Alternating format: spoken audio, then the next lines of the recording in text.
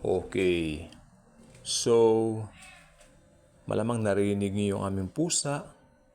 Meron din kami mga aso. And then, meron din kaming palaka. Believe it or not, meron po kaming frog na alaga. Nakakulong po ito, pero may ventilation. Kasi hindi na po umalis dun sa kulungan na yun, so kinulong na lang po namin doon. Ngayon isa pong tanong na very interesting yan.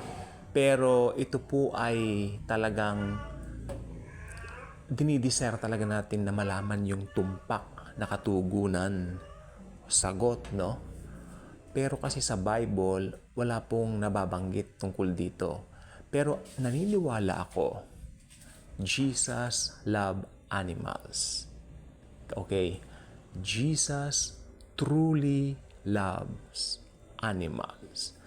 Lahat ng creation niya, pinakasisinta niya, pinakaiibig niya.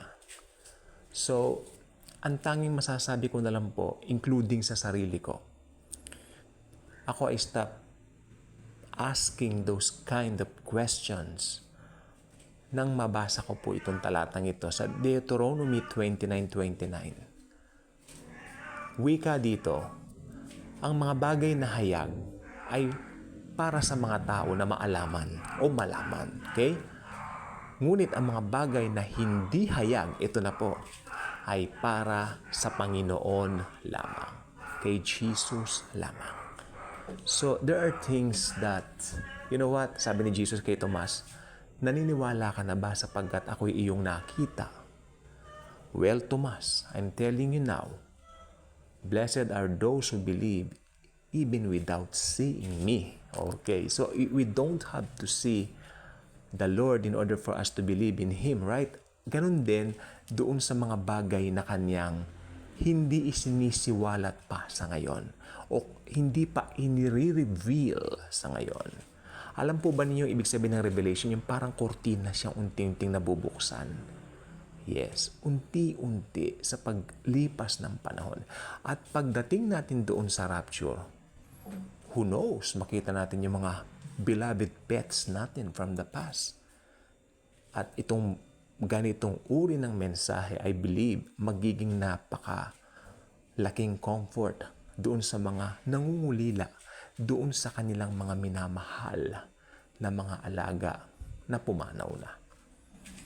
Okay? So, technically, sa amin pong family, hindi na po namin alam kung ilan na po yung mga doggies na yon, no? Mga pusa na yon. Pero, I know, kung talagang nandoon sila, magkakaroon tayo ng reunion sa mga mahal nating mga alaga. Kasi, alam po ba ninyo, sabi nga nila, ito na po yung kasabihan ng mga tao, pinaniniwalaan ko, man's best friend ang mga aso. Aminin po natin, among all the pets, ang mga aso po talaga ang naging pinaka-best friend ng mga tao. Ito ang uri ng hayop na creation ng Panginoon na talaga pong minahal ng mga tao. Dahil ang mga hayop na ito, ang mga asong ito, no, ang uri ng mga mammals na ito, ay ibang klase ang attachment sa mga tao. Grabe. So, pag pumapano ang mga alaga natin, mapapaso man yan, mapapusa man yan, talagang humihikbit, umiiyak ka, nalulungkot ka, nagdadalamhati ka. Pero again, ang sabi ng Bible, those things na hayag, sa atin para malaman. Pero those things na hindi hayag, para lamang sa Lord Jesus. Kay Lord Jesus lang. So, ito ang isang bagay na katanungan.